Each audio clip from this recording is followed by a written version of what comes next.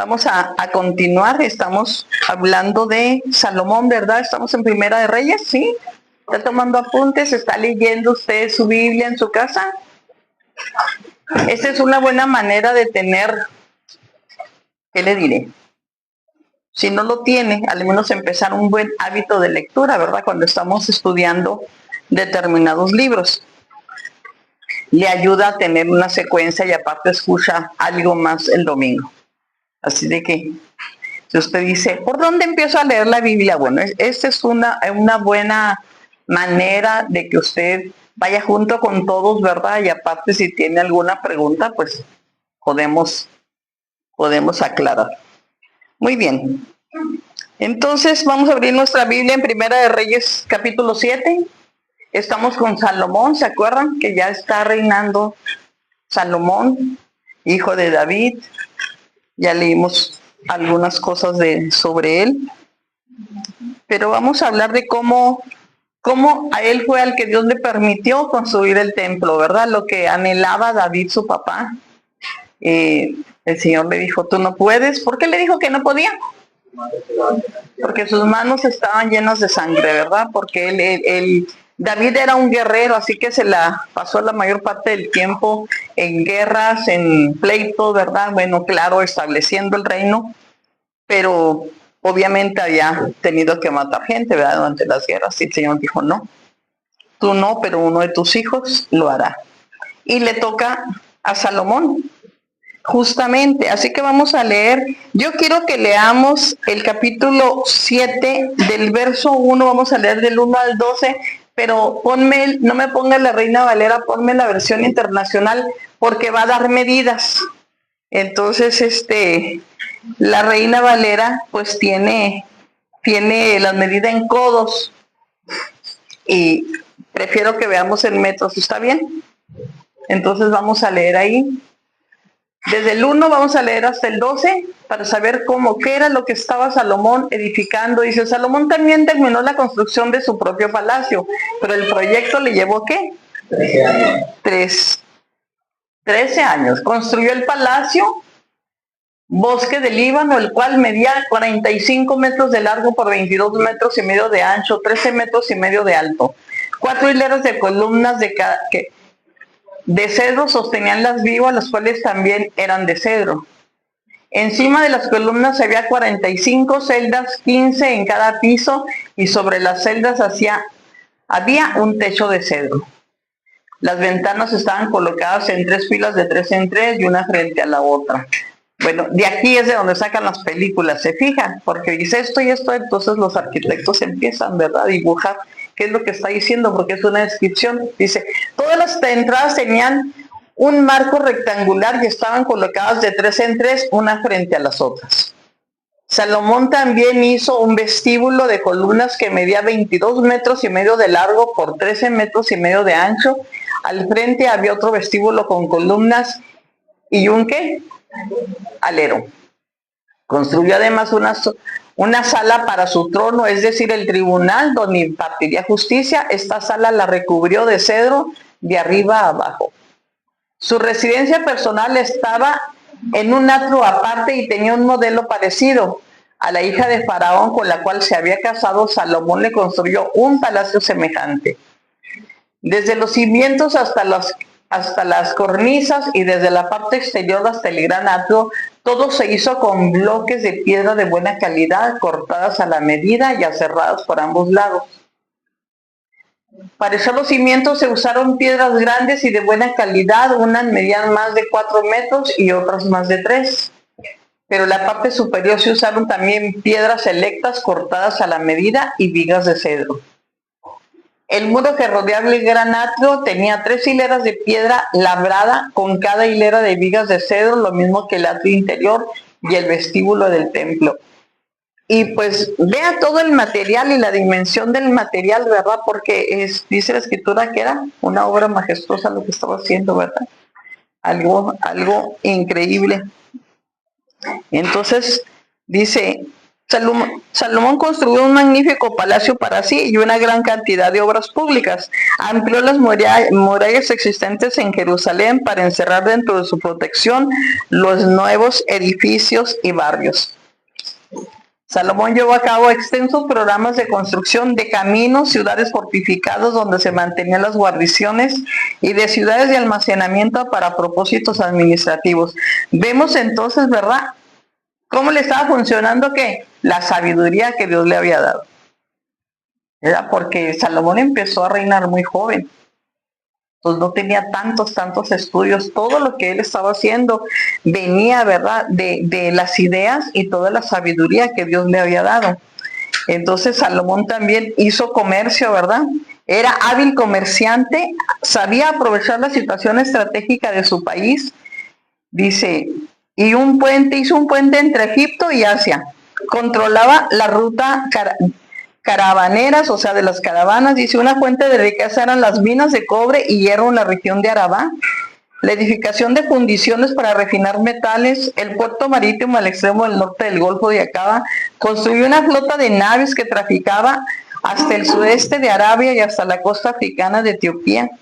Dice, fue la primera vez que Israel construía naves. Los fenicios enviaron marineros, bueno, los fenicios, ¿verdad? Si nosotros vemos historia, los fenicios fueron grandes navegantes, ¿verdad? Cuando uno estudia historia universal, uno se da cuenta que los fenicios, esa era una peculiaridad, eran grandes navegantes, tenían muy buen conocimiento de esto. Y entonces, ¿qué dice? Que le enviaron marineros conocedores a enseñarles el arte de navegar. Llevaron metales a otras naciones y volvieron con oro, con plata y con marfil, madera de sándalo y hasta monos y pavos reales. O sea, se extrajeron cosas exóticas. Importaban caballos de Cilicia y costosos carros de combate de Egipto. Fue el primer rey de Israel que empleó caballos y carros como armas de guerra. Fue así como el comercio y los tributos contribuyeron para hacer de Salomón el más rico de todos los reyes. Sin embargo, el floreciente comercio trajo consigo muchos males que tenderían a corromper a Israel. Se hizo famoso, muy famoso.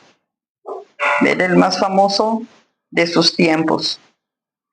Dice, vamos a leer Primera de Reyes 10. Vamos allí para leer un poquito de lo que era la fama. Primera de Reyes 10. Vamos a ponerle el 1, ¿está bien, hijo? Dice, la reina de Saba se enteró de la fama de Salomón con la cual él honraba el nombre del Señor, así que fue a verlo para ponerlo a prueba con preguntas difíciles. Al fin, mujer, ¿verdad? Llegó a Jerusalén con un séquito muy grande. Sus camellos llevaban perfumes y grandes cantidades de oro y piedras preciosas. Al presentarse ante Salomón le preguntó todo lo que había pensado. Y él respondió a todas sus preguntas. No hubo ningún asunto, por difícil que fuera, que el rey no pudiera resolver. Dice, la reina de Saba se quedó atónita al ver la sabiduría de Salomón y el palacio que él había construido, los manjares de su mesa, los asientos que ocupaban sus funcionarios, el servicio y la ropa de los camareros, las bebidas y los holocaustos que ofrecían en el templo del Señor. Síguele, dijo. Entonces le dijo al rey, todo lo que escuché en mi país acerca de tus triunfos y de tu sabiduría es cierto. No podía creer nada de esto hasta que vine y lo vi con mis propios ojos, pero en realidad no me habían contado ni siquiera la mitad. Tanto en sabiduría como en riqueza superas todo lo que había oído decir. Dichosos tus súbditos, dichosos estos servidores tuyos que constantemente están en tu presencia bebiendo de tu sabiduría. Y alabado sea el Señor tu Dios, que te ha deleitado en ti y te ha puesto en el trono de Israel, en su eterno amor por Israel. El Señor te ha hecho rey, ¿para qué?